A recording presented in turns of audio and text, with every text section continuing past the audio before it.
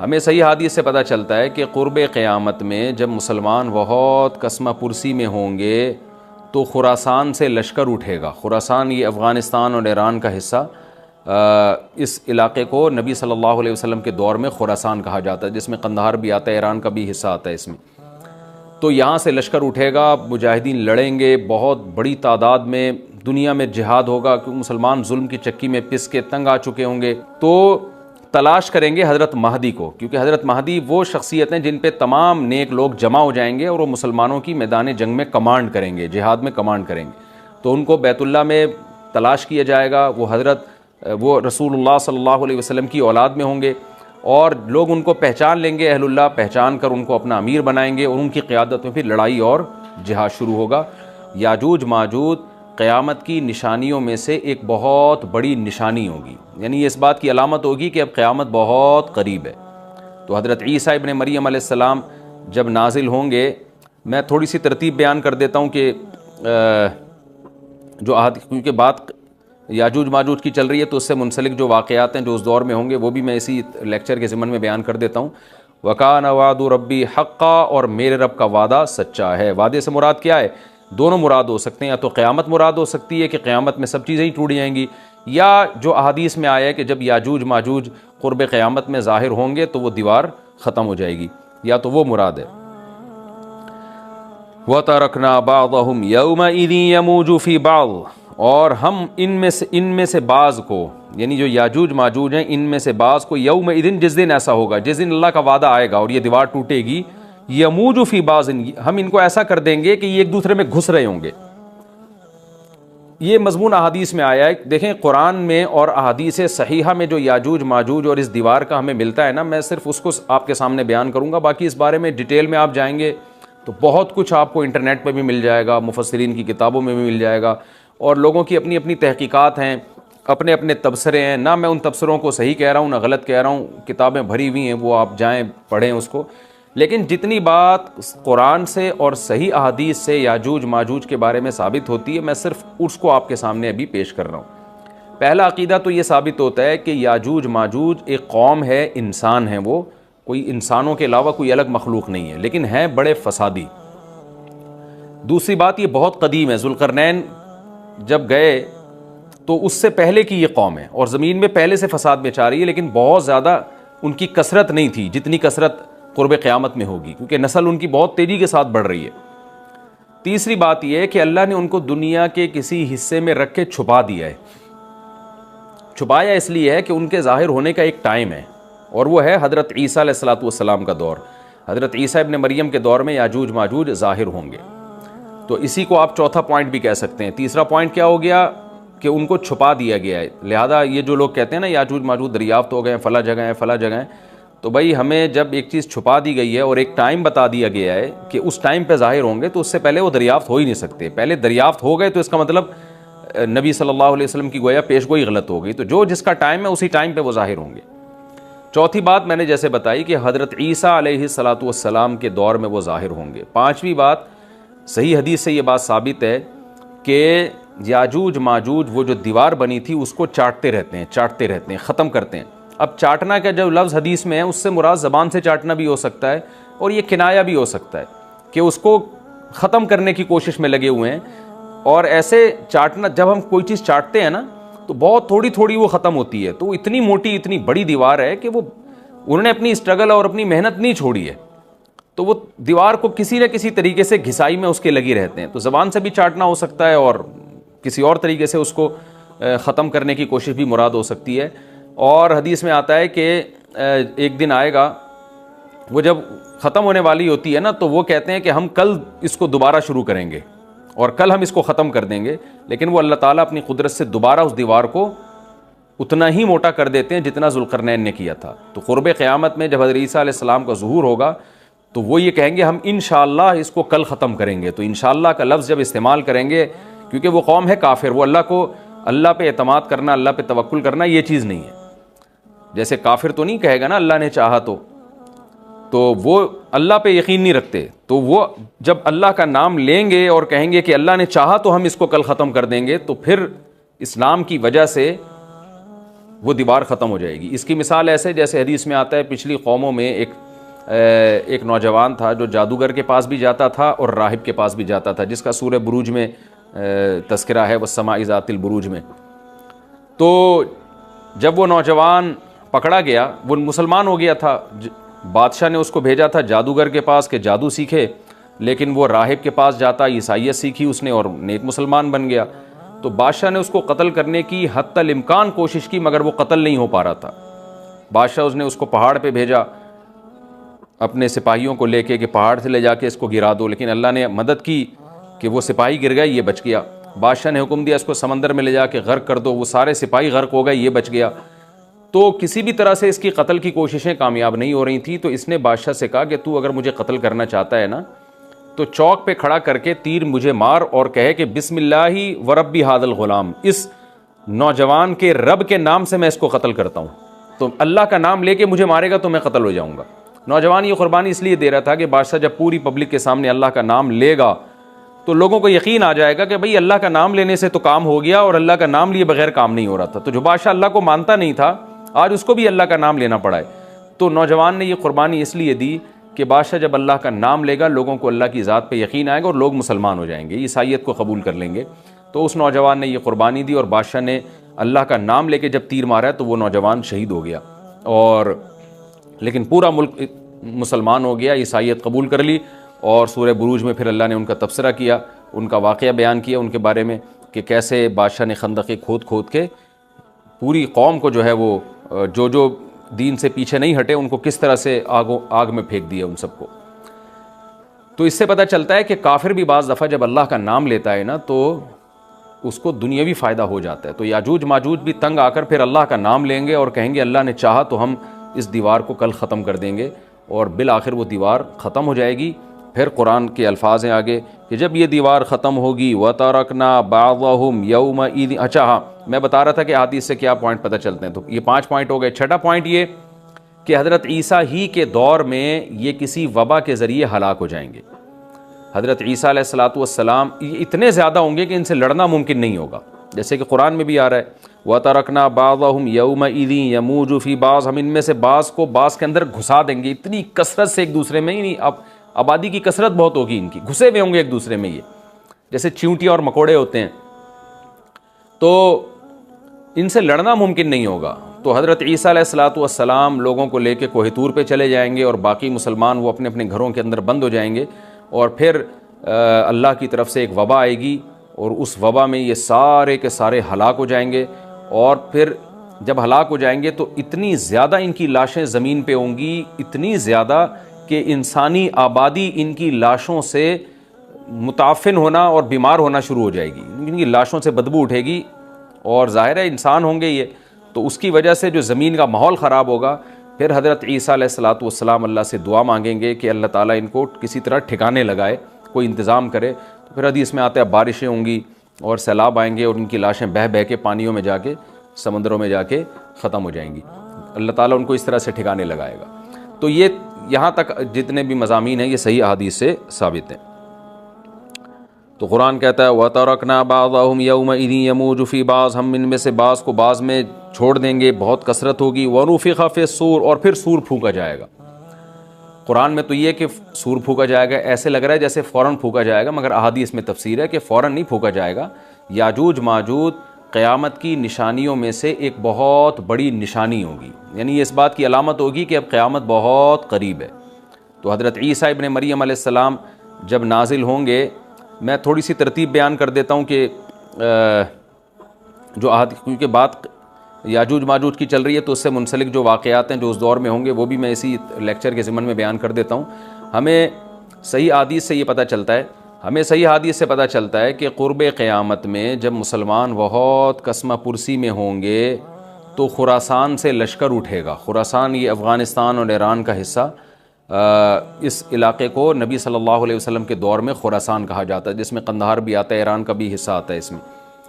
تو یہاں سے لشکر اٹھے گا، مجاہدین لڑیں گے بہت بڑی تعداد میں، دنیا میں جہاد ہوگا کیونکہ مسلمان ظلم کی چکی میں پس کے تنگ آ چکے ہوں گے، اور لڑتے لڑتے حدیث میں آتا ہے اتنی بڑی بڑی لڑائیاں ہوں گی کہ 1/3 مسلمان شہید ہو جائیں گے اس میں، ایک تہائی مجاہدین جو لڑنے والے ہوں گے، اور ایک تہائی جو ہوں گے وہ میدان جنگ سے بھاگ جائیں گے، اور ایک تہائی کو اللہ فتح عطا فرمائے گا۔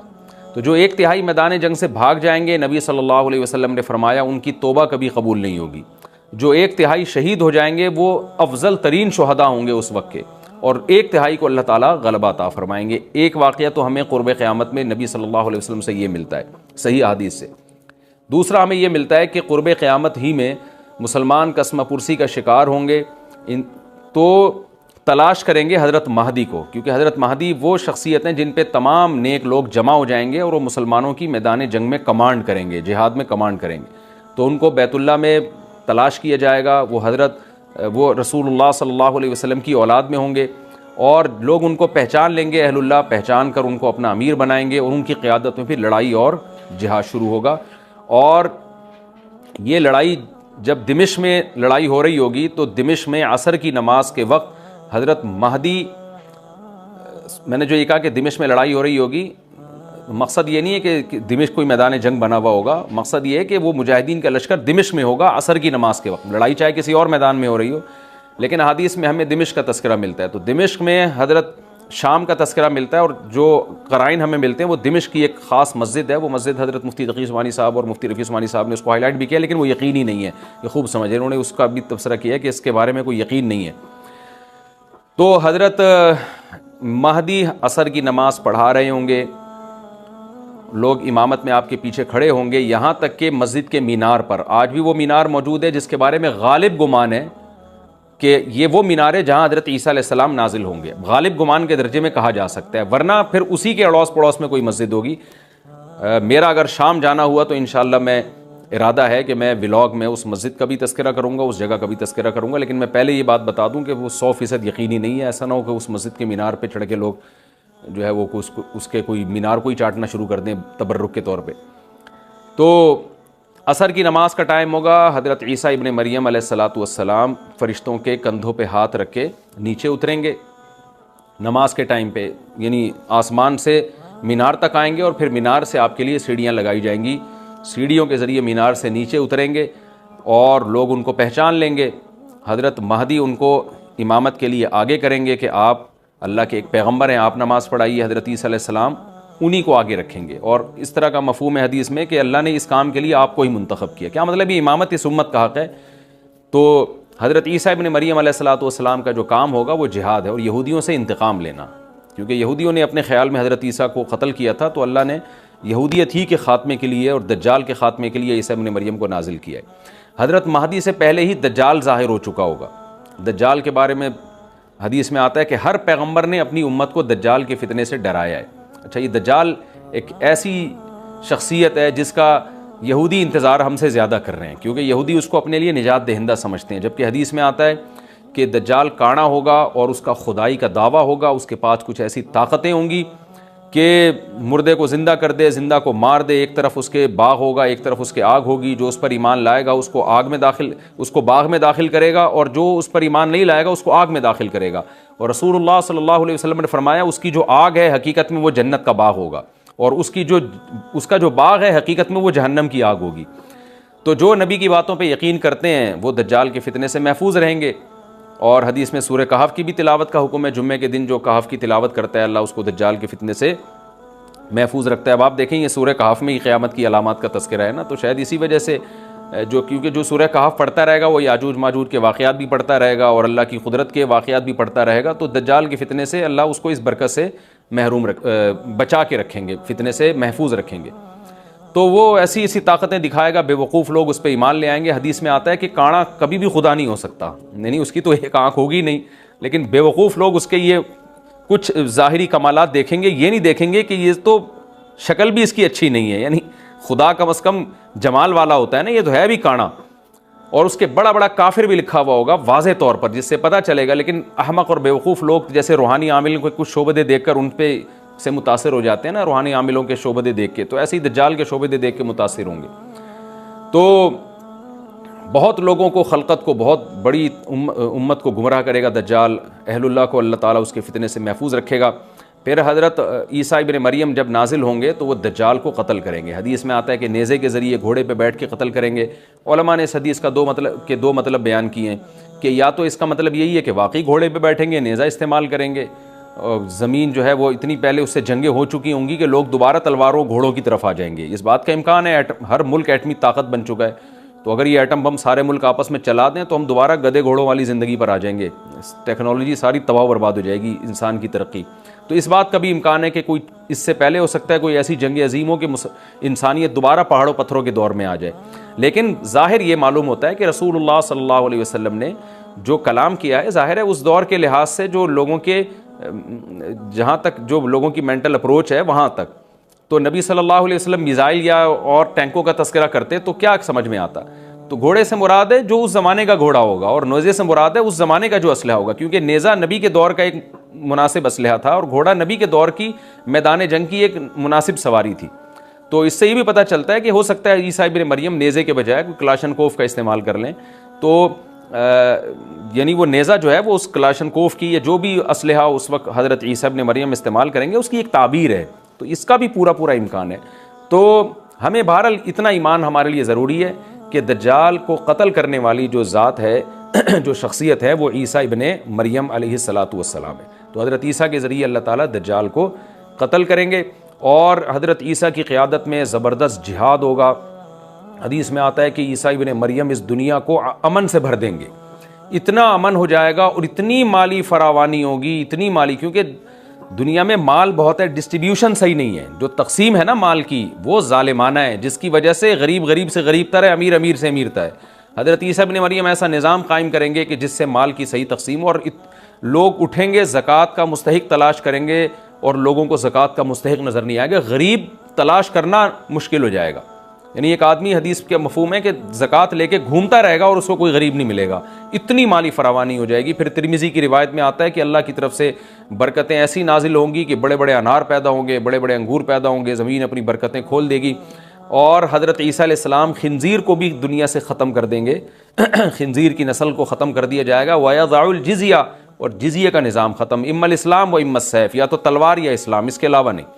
تو نبی صلی اللہ علیہ وسلم کو اللہ نے جس مقصد کے لیے دنیا میں بھیجا تھا, اس مقصد کی جو تکمیل ہے وہ عیسیٰ ابن مریم کے ذریعے. باقی اس میں حکمتیں کیا ہیں اس پر میرے الگ سے بیانات موجود ہیں کہ اللہ نے حضرت عیسیٰ ابن مریم کا انتخاب کیوں کیا اس کام کی تکمیل کے لیے, اسی امت میں کوئی کیوں منتخب نہیں کر لیا, یا یہ کہ پیغمبر صلی اللہ علیہ وسلم ہی کے ذریعے پوری دنیا میں اسلام کو غالب کر دیا جاتا. اس میں کیا حکمتیں ہیں اس پر میرے الگ سے بیانات موجود ہیں. ابھی تو میں کوشش کرتا ہوں کہ تفسیر سے میں جو ٹو دا پوائنٹ بات ہے اس سے یہاں اس لیکچر میں نہ ہٹوں. تو اسی وقت حضرت عیسیٰ ابن مریم اس کو یاجوج ماجوج کو قتل کریں گے اور دنیا انصاف سے بھر جائے گی. اور اللہ تعالیٰ نے جو پیغمبروں کو دنیا میں بھیجا تھا اس کا مقصد کیفیت اور کمیت دونوں لحاظ سے حاصل ہو جائے گا. اس کے بعد پھر آہستہ آہستہ دنیا میں زوال شروع ہوگا, اور پھر جب پوری دنیا کے لوگ زوال کا شکار ہوتے ہوتے کفر کی طرف جائیں گے, گناہوں کی طرف. اور حدیث میں آتا ہے جب تک ایک شخص بھی اللہ کا نام لینے والا ہوگا اس دنیا پر قیامت نہیں آئے گی, یہاں تک کہ آخری شخص جب دنیا سے اٹھے گا جو اللہ کا نام لیا کرتا تھا, تو اس کے بعد اللہ تعالیٰ سور پھونکیں گے, جبریل کو حکم دیں گے سور پھونکنے کا, اور اس دنیا کو تباہ و برباد کر دیا جائے گا. تو آگے قرآن کہتا ہے وَنُفِخَ فِي الصُّورِ, اور پھر سور میں پھونکا جائے گا, فَجَمَعْنَاهُمْ جَمْعًا, پھر ہم ان تمام انسانوں کو جمع کر دیں گے. وَعَرَضْنَا جَهَنَّمَ يَوْمَئِذٍ لِّلْكَافِرِينَ عَرْضًا, اور قیامت کے دن ہم جہنم کو یومئذ, جس دن ایسا ہوگا یعنی جس دن سور پھونکا جائے گا, یہ دوسرا سور مراد ہے, لِلْكَافِرِينَ عَرْضًا, کافروں کے سامنے پیش کر دیں گے. الذین کانت اعینہم فی غطاء عن ذکری, یہ وہ لوگ ہیں جن کی آنکھیں میری یاد سے پردے میں پڑی ہوئی تھیں, یعنی میری یاد کی چیزیں ان کو نظر ہی نہیں آتی تھیں, غفلت میں پڑی ہوئی تھی جن کی آنکھیں. وکانوا لا یستطیعون سمعا, اور یہ سننے کی صلاحیت بھی نہیں رکھتے تھے, نہ حق بات سنتے تھے نہ حق دیکھتے تھے, بس اپنے خواہشات کی جو چیزیں ہیں وہ ان کو اچھی لگتی تھیں اور وہی ان کو سمجھ میں آتی تھیں. تو یہ ہمارا رکوع الحمدللہ کمپلیٹ ہو گیا. اس رکوع میں ہمیں بہت سارے اسباق ملتے ہیں, میں نمبر وار اس کو مختصراً بیان کر دیتا ہوں. پہلی بات تو یہ کہ دیکھیں اللہ تعالیٰ نے کیسے کیسے بادشاہ دنیا میں بھیجے ہیں اور کتنے پاورفل بادشاہ. حضرت ذوالقرنین کا نام ہی قرن والا, دو کناروں والا, زمین کے بہت بڑے حصے کو حضرت ذوالقرنین نے فتح کیا. اور اللہ کے نیک بندے کیسے اللہ کے راستے میں لڑتے رہے ہیں. تو یہ جو لوگ بیٹھ جاتے ہیں نا بس عبادت کرو اور لڑائی وڑائی اسلام میں ہے ہی نہیں, یہ دنیا میں کوئی بھی عقل مند اس نظریے کا حامی نہیں ہوگا. تو طاقت اور قوت کی اسلام میں بہت زیادہ اہمیت ہے. اس سے ہمیں یہ بھی پتہ چلتا ہے کہ اپنے ملک کی, خاص طور پر اسلامی ملک کی جو فوجی قوتیں ہیں, جو فوجی طاقتیں ہیں, ان کی ہمیں قدر کرنی چاہیے. کیونکہ اگر کوئی بھی ملک عسکری لحاظ سے کمزور ہو جائے, کیونکہ اللہ تعالیٰ تو جو عسکری لحاظ سے طاقتور قومیں تھیں اللہ نے ان کا کتنا تذکرہ کیا, ہاں وہ اللہ کے باغی نہ ہوں. تو اسلامی ملک میں کوئی بھی اسلامی کنٹری ہے, چاہے سعودی عرب ہے, چاہے پاکستان ہے, چاہے ترکی ہے, کوئی بھی اسلامی کنٹری ہے, اس کی فوج کی قدر کرنی چاہیے, کیونکہ اسی کی وجہ سے ملک کا بارڈر محفوظ ہوتا ہے. اگر مسلمان عسکری لحاظ سے کمزور ہونا شروع ہو جائیں تو کافر ہمیں گاجر مولی کی طرح کاٹنا شروع کر دیں, اسلام دشمن قوتیں ہمیں کھا جائیں, ختم کر دیں ہمیں کھا کے. تو نیک قوتوں کو اپنی بقا کے لیے ہمیشہ سے ایک اسلحے کی اور طاقت کی ضرورت رہتی ہے. اس کی اہمیت اسلام میں بہت زیادہ ہے. موسیٰ علیہ الصلوۃ والسلام کے بعد کتنے بڑے بڑے جنگی کمانڈر پیدا ہوئے. ذوالقرنین کا اللہ نے کیسا تذکرہ کیا. ذوالقرنین کی عبادت کا کہیں بھی تذکرہ نہیں, حالانکہ وہ بڑے عبادت گزار بھی تھے. داؤد علیہ السلام کی عبادت کا تذکرہ بھی ہے, ان کی تلوار اور طاقت کا تذکرہ بھی ہے.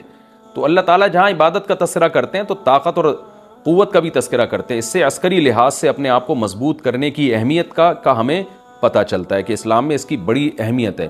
کسی بھی اسلامی ملک کی فوج کا مورال کسی بھی لحاظ سے ڈاؤن نہیں ہونا چاہیے, اور عسکری لحاظ سے وہ کسی بھی لحاظ سے کمزور نہیں ہونی چاہیے, اور اس کو چاہیے کہ اعدوا لہم ما استطعتم من قوہ پر عمل کرے. کہ قرآن کہہ رہا ہے روز بروز اپنی طاقت اور قوت میں اضافہ کرنے کی کوشش کرو.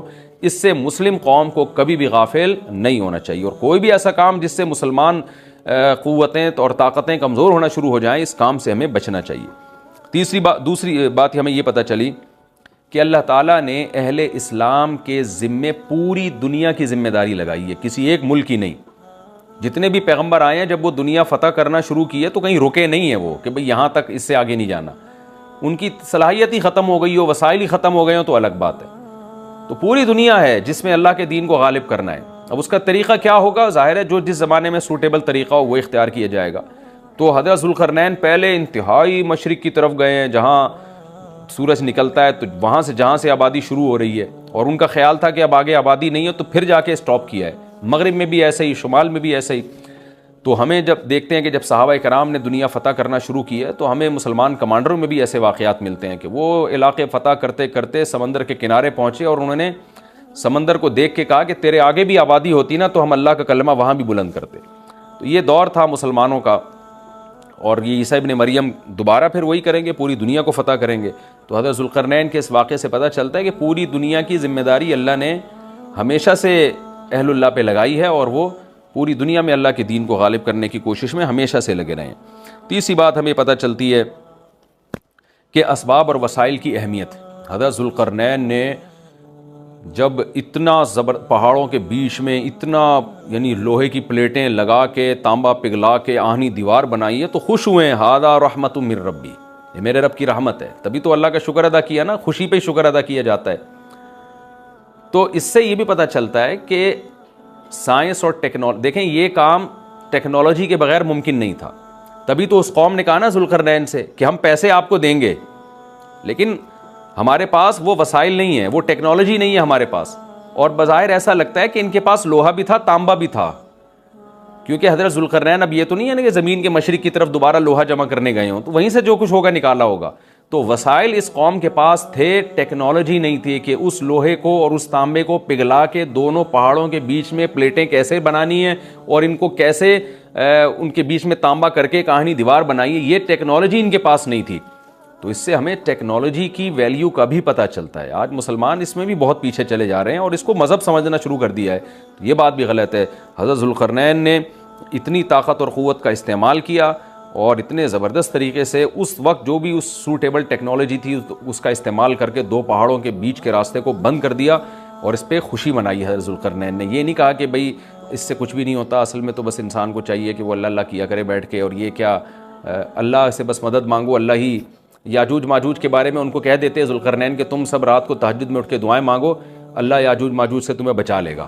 نہ, حضرت ذوالقرنین نے کہا دعائیں بھی مانگو, یقیناً حکم دیا ہوگا دعائیں مانگنے کا, لیکن ہم پورے اسباب اور وسائل استعمال کریں گے، لوہے کی پلیٹیں بنائیں گے، تانبے کو پگھلائیں گے، اوپر چڑھائیں گے اور اس طرح سے پوری مضبوط دیوار بنائیں گے۔ آج مسلمان ہاتھ پہ ہاتھ رکھ کے بیٹھ گیا ہے اور وظیفوں میں اور جو ہے بس وہ چند صبح و شام کے وظیفے پڑھ کے وہ سمجھتا ہے کہ ساری دنیا کے سارے مسائل کا حل اس سے ہو جائے گا۔ ایسا نہیں ہے، آپ کو بہت زیادہ ترقی کرنی ہے، بہت زیادہ اسباب و وسائل میں آپ کو غیر مسلموں سے آگے نکلنا ہے۔ جیسے کہ قرون اولا کا مسلمان نکلا تھا، تبھی اللہ نے اس کے لیے دنیا میں فتوحات کے دروازے کھولے تھے۔ تو اللہ ہمارے لیے فتوحات کے دروازے جبھی کھولے گا جب ہم عبادت کے ساتھ ساتھ سائنس اور ٹیکنالوجی کے میدان میں بھی آگے بڑھنے کی کوشش کریں۔